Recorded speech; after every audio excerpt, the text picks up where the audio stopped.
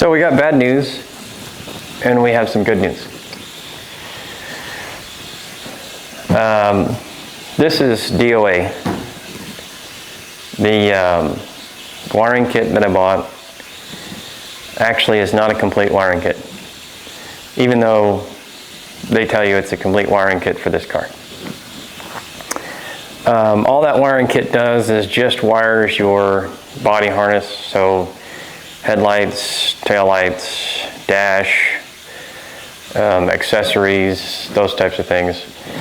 It does not support anything with your PCM, ICM, none of that stuff. So for those of you guys know, there's two wiring harnesses. There's one that runs down the driver's side, one runs down the passenger side through the firewall. The passenger side controls all your PCM and ICM stuff because your ECU's down there on that side on the kick panel.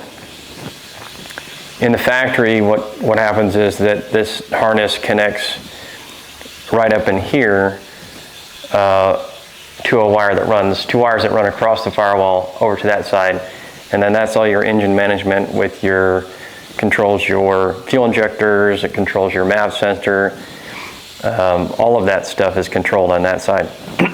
So I'm sure there's a way to connect this into the factory one, but when I called their tech support, they said they don't recommend it. In fact, the guy I talked to said that they only have people who run this kit with aftermarket wiring for your engine management.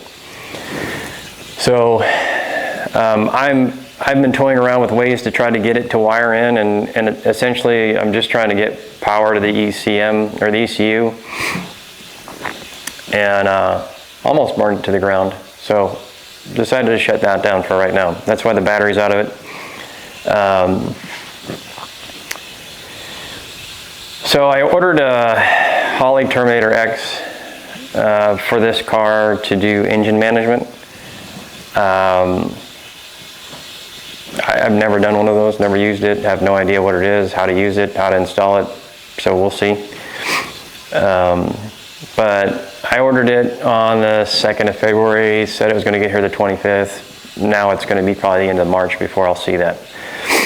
So since, I mean, there's a ton of stuff I can do on this car, but I mean, you know, interior, but I don't want to do any of that stuff until I get all the wiring done.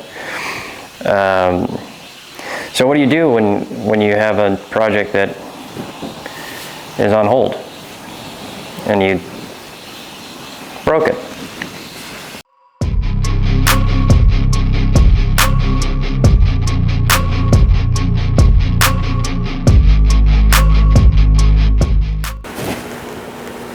You buy another one. So I've been wanting to share the experience I had as a kid, drive around in a Fox body with my dad. And of course my first car was one. I had an 89, not unlike this one. And that car's been down for like 9 or 10 months with a wiring project. And I kind of felt like she was getting robbed of some of those memories that I had, that I can still, to this day. Every time I get in one, I think about my dad. So I decided to go pick up another one that we could go drive around and have fun in. And got this from a young guy who only had it for about 5 months. He did brakes, clutch, transmission, some other stuff that we'll get into. But this car is obviously in worse shape than the 93 is. It has quite a bit more miles. I don't even know how many miles it's got on it. And you'll see why in a minute. I already did the intro for this car, but I don't know how to use a camera. So for some reason when I did that video, I shot it in slow motion with no audio. Where some of the slow motion is really cool, the video is worthless. So I'm redoing the intro video with a different camera, and it's going to be a little different since I did the first intro video right after I got the car, and I've done some stuff to it since then.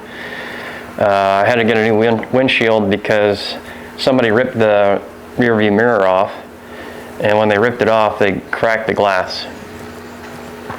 And so put a new windshield in it. Got all new trim. And what else have I done to this car? Oh, new side view mirrors because they were both broken. It had a really, it was a decent rear end differentially that we identified once I got it home. It only had about a half a quart of diff fluid in it, so got a new gasket, filled that up. But I haven't really done anything else so far. I did take the cats off of it, and that's kind of what we're going to get into today. I went and put an X-pipe on it that I had sitting around and realized that it was made for shorty headers, which this does not have shorty headers on it, so we're going to have to fix that. So we'll go through this car in detail. Like I said, did the intro video and it did not turn out the way I wanted to, so we'll go through it and kind of give you an idea of what my plans are for this one. Not break it. So I decided that I was just going to take the intro video I originally did and speed it up and then do a voiceover on this. So like I said, this is maybe the next day after I picked it up, and the only thing we had done at this point is I had swapped the diff fluid and fixed the rear seal. Lot of the stuff was just, the windshield wipers were bad, trim's bad. I'm talking about the windshield here, where and it's kind of hard to see in the video, but you can kind of tell that there's a crack right there where that rear view mirror was. Yeah, here's where you can see that. And like I said, ended up getting somebody to come out and fix the windshield. All the trim looked like it had been painted with a paintbrush. You can actually see the brush marks in it, the brush strokes in it. So I ended up actually ordering all new trim, and there's I took this trim off, and there's some mild rust behind it, but nothing terrible. It looks like they painted the side view mirrors the same way. This is the door trim, again painted with a paintbrush, and ordered those pieces. These rear quarter windows are always bad in the Arizona sun. No matter what you do, they're always just torn up, and I've had moderate success with trying to restore them. I did one on the 93 and it did not turn out great. This is the window run channel, which those always become real brittle. They're supposed to be soft and flexible, but these are rock hard, and I had a pain doing it on the 93. I ordered them for the 89, but I haven't done it yet. The body on this car has got some mild issues on it. There's a few dents, some overspray on the gas tank. I don't know what that's about, but most of these dents, I think we can get them out. You can see where the gasoline spilled down and started taking the paint off. Outside of that, not a whole lot of rust on the car. There's a few places on the hatch that's got it, but fenders look pretty good. Paint on this car is the same issue as the other ones, where clear coat's not great. But it's got the pony package on it, so pony wheels, and it is a GT. I don't really like the red stripe on it. I'm gonna probably get rid of that. All that trim really needs to be replaced. As far as taillights, those are off at 86 on the 93, and they kind of mimic the Cobra. I don't like that they're painted red on the 93, so I'm going to fix that. These are not... These look like the stock ones, but I thought they were body color. They were supposed to be body color, so I thought they were supposed to be white. So I don't know. You guys tell me. Are they supposed to be white or are they supposed to be black? The hatch does not, because they didn't actually fix the struts and the hatch. They were using like a laundry pole to hold it up. They warped the entire hatch so it leans to one side. So I ended up fixing the struts on it, but it's still warped, and there's a gap on one side versus the other when it closes. It's really hard to close. You can see the gap there, and it rattles all over the place. It's terrible, so I'm gonna have to address that. This quarter panel is actually worse. You can see the mess I have in my garage. You can see there's a mark there. I have an extra one. I may have to try to see about putting that in here if I can't restore that one. This door and window has the same problem that the other side did. You can see where this side view mirror is cracked and obviously ran into something. Again, more brush strokes. Roof doesn't look too bad. You can't really see the paint issues with white. You'll see it here somewhat on the hood and on the front quarter panels and the fenders. But for most part, the body's not, I mean, it's in relatively good shape. The engine had serious oil leaks. Valve covers were just caked with oil. And you can see that this car looks like it went off-road. It's just got dirt and dust everywhere. It's got the weirdest ignition wiring I've ever seen. It's got some weird ultra coil box over there. I've never seen one of those before. You can see the caked on oil on the valve cover. It's just so bad. It's probably an eighth of an inch, quarter inch thick. Had an MSD on it. And that's that ultra coil or whatever it's called. Yeah, I've never used those. I have no idea what they are. I ended up pulling that out and replacing it just with a stock ignition coil. I pulled the MSD out, went back to a factory coil. But again, just a mess. The hoses didn't seem too bad. That's interesting because this is a factory hose. Like, this is original. Alternator needed to be replaced. Power steering pump was remanufactured, but it needed to be replaced as well. The rack and pinion on this one's not terrible.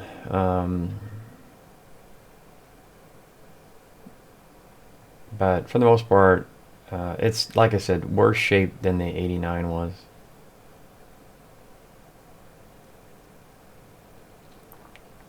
Still has, at this point, it had factory suspension on it still. And the only thing I saw that looked new, oh, this was the alarm. So they had an alarm on it and gave me a heart attack when I unhooked the battery and then reconnected it, and the alarm went off. Ended up getting that removed. And it looks like that IAC is new, but I've been having problems with idle, so I don't know if it's just because it's a bad IAC valve or what.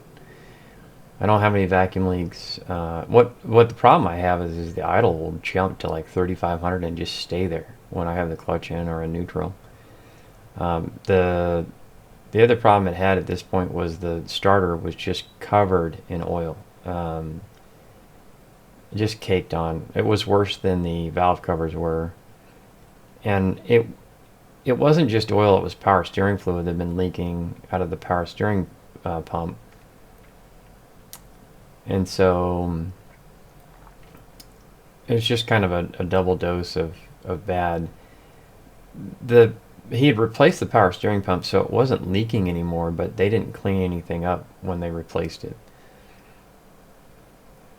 It still has the factory fan on it and radiator. It's factory airbox.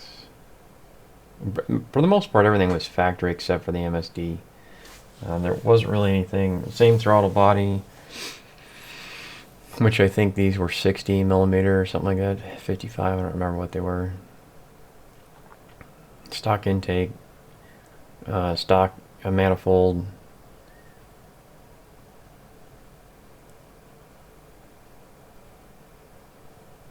And there's a, I think this is the the water temperature sending sensor, that connector that plugs in up there on the top of the intake, upper intake. That wire was just burnt. So this is the hatch. You can see I got the weather stripping put in. Spark helped me do that. You can see the struts working. That window trim. Oh, those are those bumpers on the for the hatch that I tried to extend to make it so it wouldn't rattle. Didn't make any difference at all. And then that trim that goes around the glass is hanging down there. I ordered new trim there, but I haven't put it in yet. You can see the rust on the left side on the hatch. I don't know what they were doing, but they had put like a rag down and it just started to, capture water and then causing those sections to rust. This plastic trim's missing a bunch of hardware, so it rattles whenever you drive the car. The suspension on this car was completely shot. It was like riding in a wagon. It was terrible. Rear defrost wasn't connected, but there you can see the rust coming through. And those trim pieces, it's just the heat. They basically shrink, and eventually they just pull away from the glass. So I'm gonna have to put that in. But yeah, I got some battle marks there. I'm still surprised this still has the privacy shield in the back. I've owned so many of these cars and I've never actually seen one or owned one that still had that in it.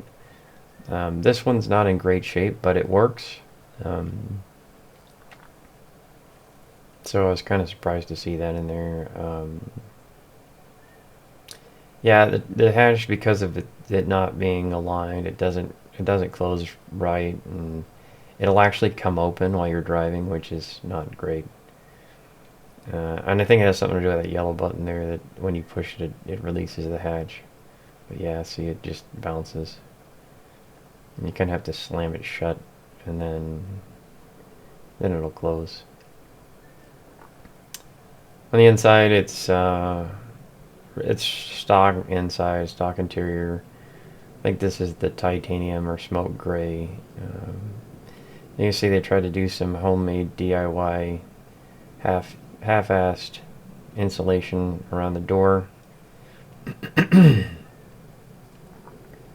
Interior is not in terrible shape. Honestly, the 93 interior was probably worse.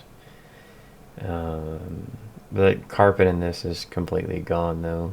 It's a bunch of bald spots in it. It does have a short throw shifter. The column trim was missing. I had to order new ones of that. You can see on the left side where the headlights are. There's the crack in the glass and I don't know what that is. I think that has something to do with the map light. I don't know. Headliner's completely toast in here. It's disintegrating. Of course, visors are completely gone. I had taken that door panel off, and I don't remember what I was doing. But yeah, I took that off. But yeah, the headlight switch on the left side was broken. Not great. That was a wiring nightmare. That's in the video as well.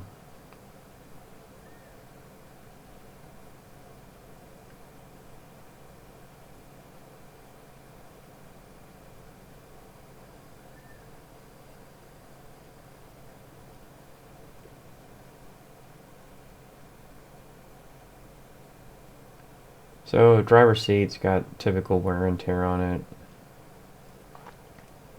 Not as bad as I would expect for a car that had essentially twice the miles I believe that the 93 did.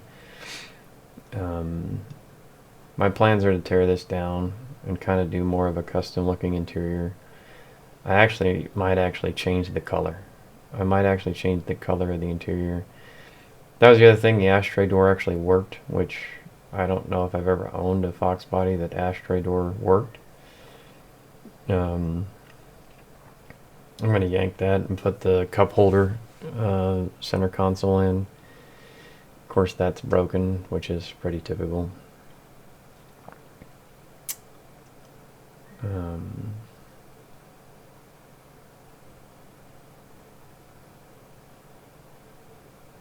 It did have aftermarket stereo. It came with the owner's manual.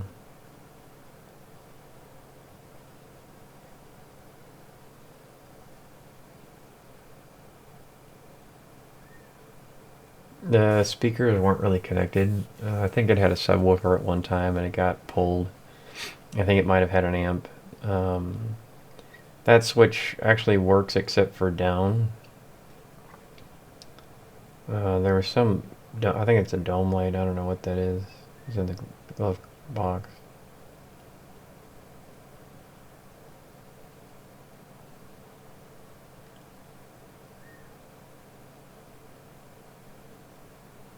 Yeah, I don't know what that's for.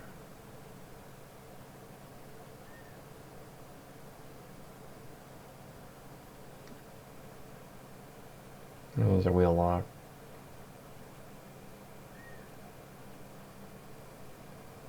It's tools to take the head unit out, which I didn't need, but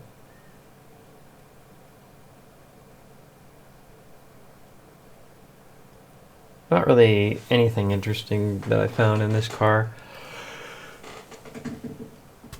It was relatively boring.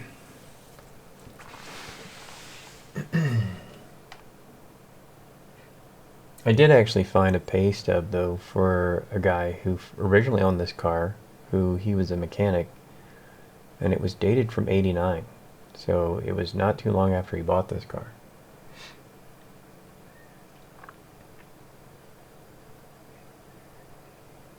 I think it was in California.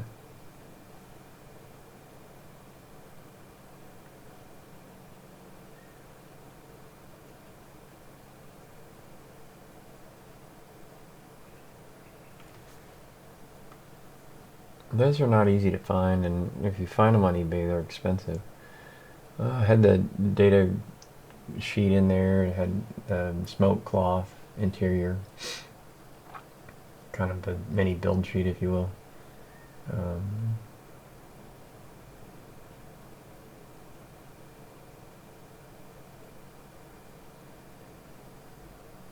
think it had the guide for the radio and all that other stuff in there. Maintenance guide and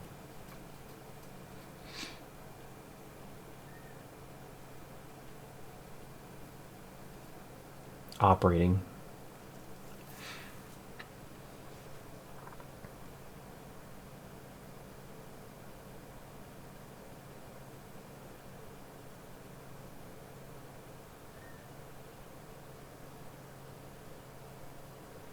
Dashpad's got typical kind of shrinkage on it. I'll probably swap that out. Had Sony speakers in the doors, factory in the dash, and I think factory in the rear. Or no, they were Infinity speakers in the rear. Had a Pioneer head unit. As I mentioned, a Hirsch short throw shifter. Pedals are obviously not great, but that's the fact. That's that alarm, that aftermarket alarm. And there's this huge box that kept hanging down and causing me all kinds of grief whenever I would try to drive the car. So I ended up pulling all that out. I don't like car alarms. Never did.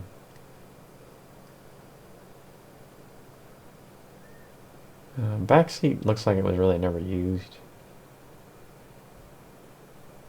But we're going to take all that out and get it all cleaned up. Got to get those speakers swapped out. Needs an amp.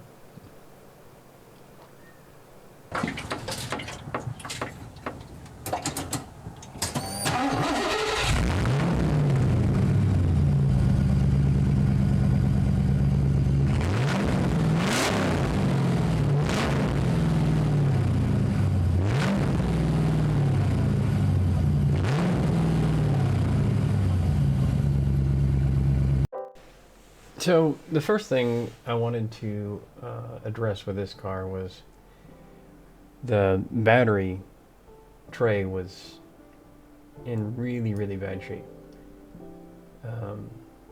Probably not necessarily the worst one I've seen, but just wasn't secure and was flopping all over the place.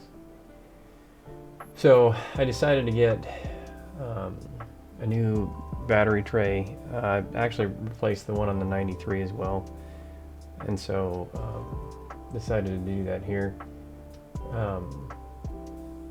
I still can't get over how dirty this engine was, and it wasn't just, I mean, it's got a lot of Arizona dirt on it, but I have a feeling this guy took it off road, because either that or he put it through a dust storm or something. It was bad, and it got everywhere. On top of that, the oil leaks and the power steering leaks, just in combination with that Arizona dirt, I mean, it was just brutal working in this engine.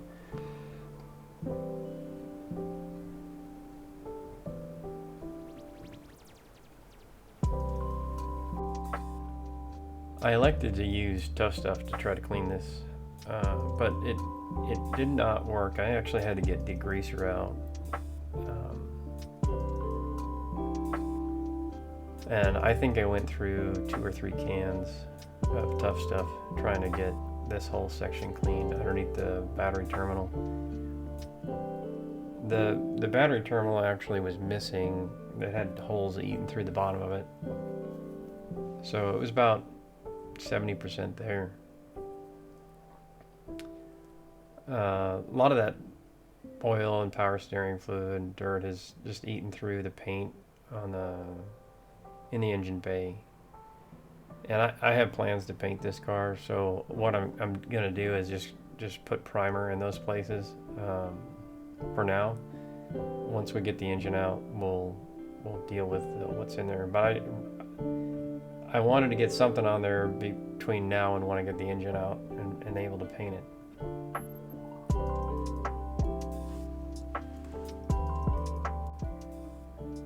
Just to give you an idea of what I was working with, you can see how much I'm just trying to soak this area down.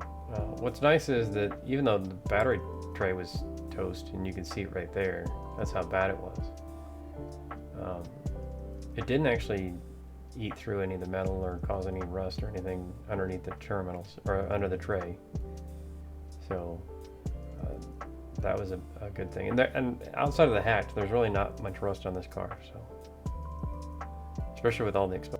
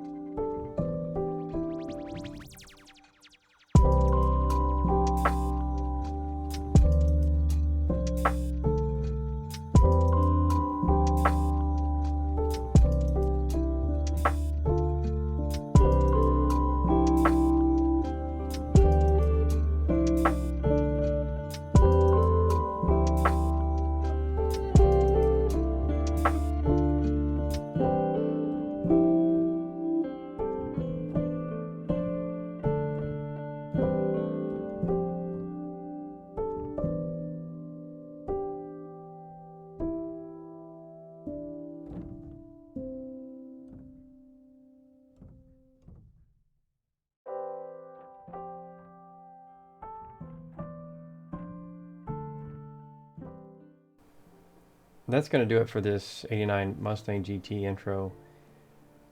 I filmed quite a bit for this car, but just haven't got a chance to edit it all.